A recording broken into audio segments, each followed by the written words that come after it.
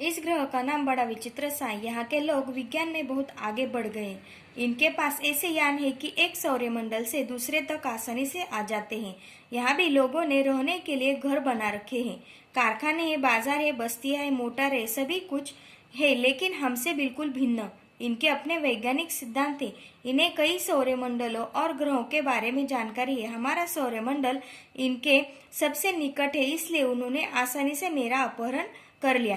तो देखो, लेखक डॉक्टर भटनागर बोल रहे हैं कि ये इस ग्रह का नाम विचित्र सा है और वहां पर भी हमारे जैसे ही सब कुछ रहन सहन है, घर है, बाजार है, लेकिन उनके वैज्ञानिक सिद्धांत हमसे अलग है और वो आसानी से इस सौरमंडल से उस ग्रह पर जा सकते हैं और इसीलिए उन्होंने डॉक्टर का अपहरण कर लिया, यानी डॉक्टर को उठा ले गए। मेरे अपहरण का कारण जानने से पहले यह जान ले कि ये लोग चिकित्सा शास्त्र में बहुत पिछड़े हुए हैं।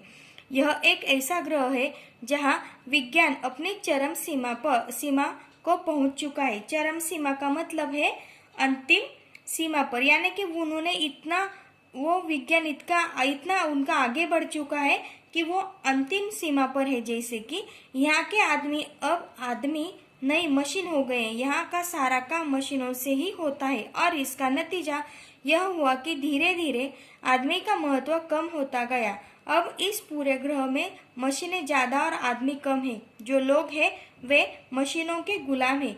तो देखो, उन्होंने क्या किया कि इतना वो ग्रह आगे बढ़ चुका है कि वहां पर आदमी कम हो गया और मशीनें ज्यादा हो गई है। दूसरी ओर यहाँ के लोगों को एक विचित्र तरह का सड़न रोग होने लगा है। शरीर का कोई अंग अचानक सड़ना शुरू हो जाता है और फिर वह आदमी मर जाता है। सड़न यानी कि सड़ना। इस रोग का इलाज इन्हें अब तक नहीं मालूम हो सका है, लेकिन इस रोग का कारण वे मशीनें ही है जो इन्हें नाकारा बनाए हुए हैं। कि देखो, उन लोगों को एक अलग सा रोग हो गया क्योंकि वहां पर मशीनें ज्यादा और इंसान कम होने लगे हैं। इस वजह से क्या हो गया है, उनको एक सडन ऐसा एक रोग होने लगा है। तो उनको उस रोग के बारे में अब पता नहीं चल रहा है क्योंकि आदमी पहले सड़ना शुरू होता है फिर मर जाता है। तो यहाँ के वैज्ञानिकों ने मेरे बारे में सुना। उन्होंने सोचा कि क्यों न मुझे यहाँ बुलाया जाए। तो जब डॉक्टर भटनागर के बारे में उनको सब कुछ पता चल गया तो उन्होंने इस बीमारी का पता लगाने के लिए डॉक्टर भटनागर का अपहरण किया।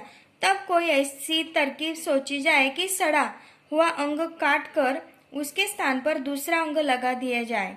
बस इसी कारण मेरा अपहरण हुआ है। तो डॉक्टर भटनागर ने बोला कि उनका अपहरण क्यों हुआ, कि वहां पर जो लोग सड़ रहे तो उनका वो जो शरीर का अंग सड़ रहा है तो उसको काट कर उसकी जगह दूसरा लगाकर उस इंसान को जिंदा रखे। आज मैं यहाँ बैठकर सोच रहा हूँ कि हमारी पृथ्वी पर भी विज्ञान तेजी से उन्नति कर रहा है। उद्योगों के विकास से मशीनों की संख्या बढ़ रही है। मशीनों और कारखानों से वातावरण दूषित हो रहा है।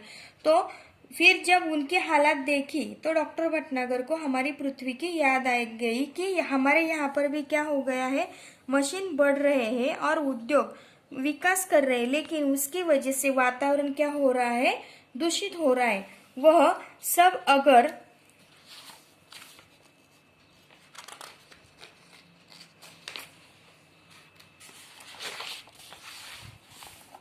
जारी रहा है और ज्यादा मात्रा में हुआ तो पृथ्वी पर भी ऐसे ही दिन आने में देर नहीं लगेगी। तो उन्होंने सोचा कि वहां पर जैसी स्थिति है वैसी अगर हमारे यहाँ पर भी हो गई तो उनकी जगह उनके जैसी हमारी हालत में अब देर नहीं हो सकती। आज भी पृथ्वी पर कैंसर, दिल की बीमारियां, तनाव के कारण होने वाली बीमारियां, ब्लड शुगर आदि उस भविष्य का संकेत है। इस ग्रह के लोग इन सभी मुसीबतों से गुजर चुके हैं, लेकिन इन पर ध्यान नहीं दिए। तो देखो, जैसे हमारे यहाँ पर अब बीमारियां बढ़ रही है तो उसी प्रकार उनके यहाँ पर भी पहले ऐसी बीमारियां थी, फिर वो धीरे धीरे बदल कर इतने आगे बढ़ गई और तब उन्होंने इस बात को ध्यान नहीं दिया कि मशीनें ज्यादा हो गई और इंसान कम होने लगे। परिचित क्रमांक 5 में देखिए, अब स्थिति यह है कि अगर तुरंत कोई उपाय न किया गया तो शायद यहाँ से इंसानों का नामो निशान मिट जाएगा। बस यहाँ कोई होगी ऊंची इमारतें, बड़े बड़े कारखाने, चिमनियां और दैत्याकार मशीनें। तो डॉक्टर भटनागर बोल रहे हैं कि वहां पर स्थिति अब ऐसी हो गई है कि थोड़े ही दिनों में सारे इंसान, सारे आदमी क्या होंगे, मर जाएंगे और सिर्फ मशीनें ही रह जाएंगी, ऊंची इमारतें और कारखाने ही रह जाएंगे। आप सोच रहे होंगे कि जो देश विज्ञान में इतना आगे बढ़ चुका है वहाँ चिकित्सा शास्त्र में इतना पीछे कैसे रह गया। इसका कारण यह रहा है कि यहाँ के निवासियों का शरीर बहुत मजबूत होता है। उसकी ऊपरी चमड़ी मोटे प्लास्टिक जैसे पदार्थ की बनी होती है। इस पर हवा, पानी या मिट्टी का कोई असर नहीं होता। हाँ, जब ये बच्चे रहते हैं तब अवश्य यह चमड़ी नरम रहती है, लेकिन बाद में धीरे धीरे वह सख्त हो जाती है। तो वो बोल रहे कि वहां पर जो लोग हैं उनकी चमड़ी कैसी है, सख्त हो गई। जब बच्चे थे शायद तभी वो सख्त नहीं होगी, लेकिन बड़े होते होते वो सख्त हो गई। उनकी चमड़ी पर हवा और पानी का कोई भी असर नहीं होता। जैसे हमारे पास देखो, हमारे यहाँ अगर बारिश में हम भीगते हैं तो हमें सर्दी लग जाती है, वैसा उनके वहां पर वैसा कुछ नहीं होता।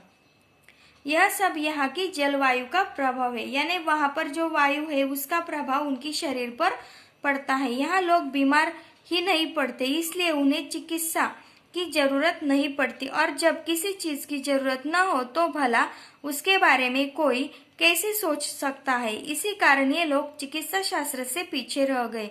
किंतु अब इन पर मुसीबत आ गई तो ये लोग विज्ञान में उन्होंने इतनी प्रगति की कि उनको वहां पर चिकित्सा की कोई जरूरत नहीं पड़ी, क्योंकि वो वहां पर बीमार ही नहीं पड़े। जैसे हम यहाँ पर अगर ठंडा खाते तो सर्दी लगती है, किसी वजह से हमको बुखार आता है, इसलिए हमें डॉक्टर के पास जाना पड़ता है। लेकिन वहां पर के लोगों को जलवायु का कोई प्रभाव नहीं हो रहा था, इस वजह से उनको किसी डॉक्टर की जरूरत नहीं पड़ी। इस वजह से उनको अब उस बारे में कुछ भी जानकारी नहीं है। मैंने सड़न रोग का अध्ययन कर लिया है और इनके शरीर की बनावट का भी, किंतु समस्या यह है कि पृथ्वी के चिकित्सा सिद्धांतों को यहाँ लागू नहीं किया जा सकता। तो उन्होंने पहले ही बोला था कि यहाँ के विज्ञान सिद्धांत अलग है, यानी कि उनका जो शरीर है उनका अभ्यास डॉक्टर ने किया, लेकिन जो हम पृथ्वी पर इस्तेमाल करते हैं वैसे चिकित्सा सिद्धांत वो वहाँ पर उन पर नहीं कर सकते। फिर भी कोशिश कर रहा हूँ इस घातक रोग के इलाज के लिए दवाएं बनाना है। तो देखो, उन्होंने बोल दिया कि यहाँ पर जो घातक रोग है उसके लिए मैं दवाई बनाऊंगा, क्योंकि उनका थोड़ा बहुत उन्होंने अभ्यास किया है। अंग प्रत्यारोपण के लिए दवाएं तथा आवश्यक सामान बनवाना है। ये काम अकेले मेरे लिए कर पाना संभव नहीं है। मेरा छुटकारा भी यहाँ से तभी होगा जब मैं इन्हें इस मुसीबत से बचने का रास्ता बता सकूं।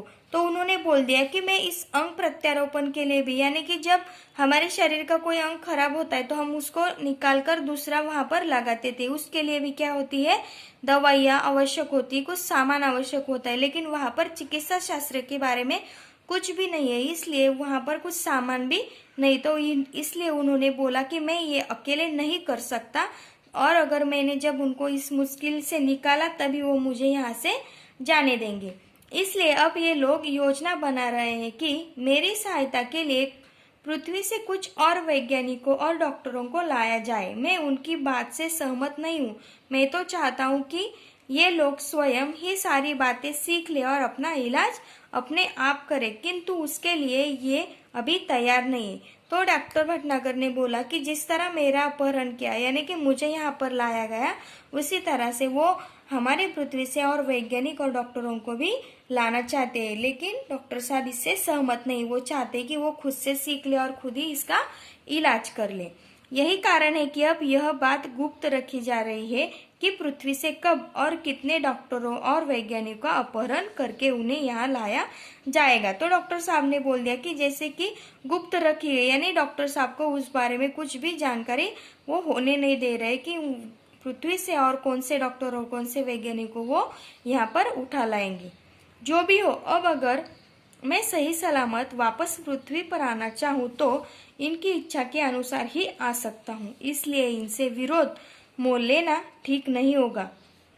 फिलहाल यह कहना कठिन है कि मैं कब आ सकूंगा। आप लोग घबराइए नहीं, मुझे यहाँ कोई कष्ट नहीं है। बस मेरे आने तक आप यही समझे कि मैं इस समय विदेश यात्रा पर हूँ। तो डॉक्टर साहब ने सबको बोल दिया कि आप सब मेरी चिंता मत कीजिए, सब ऐसा समझे कि मैं विदेश यात्रा पर गया हूँ, मैं इनकी सहायता करके ही वहाँ पर आ सकता हूँ। डॉक्टर भटनागर के इस रिकॉर्ड किए संदेश को सुनकर सभी चकित थे। कितना बड़ा रहस्योद्घाटन भी हुआ था आज के लिए और भविष्य के लिए भी। तो देखो, इस संदेश को सुनकर सब लोग क्या हो गए, चकित हो गए, आश्चर्यचकित हो, क्योंकि अगर ऐसा भी समय आ सकता है कि भविष्य हमारा कैसा हो, जैसे कि भविष्य के बारे में जानकारी भी डॉक्टर साहब उनको दे रहे हैं कि हमें अपनी पृथ्वी का ख्याल रखना चाहिए। अगर इसी तरह से कोई बीमारी बढ़ गई तो हम उस बीमारी से निकलना मुश्किल हो सकता है। इसलिए हमें क्या करना चाहिए, हमें मशीनों पर ज़्यादा से ज़्यादा निर्भर नहीं रहना चाहिए और हमें अपनी सेहत का ख्याल रखना चाहिए और पर्यावरण का भी ख्याल रखना चाहिए, ताकि कुछ ऐसी बीमारियां फैले ना कि जिनका इलाज करना मुश्किल हो। सद्य स्थिति में हम भी अब ऐसी बीमारियों से क्या कर रहे हैं, जूझ रहे हैं। इसलिए हमें क्या करना चाहिए, पर्यावरण का ख्याल रखना चाहिए और अपने शरीर का भी ऐसा ही ख्याल रखना चाहिए। धन्यवाद।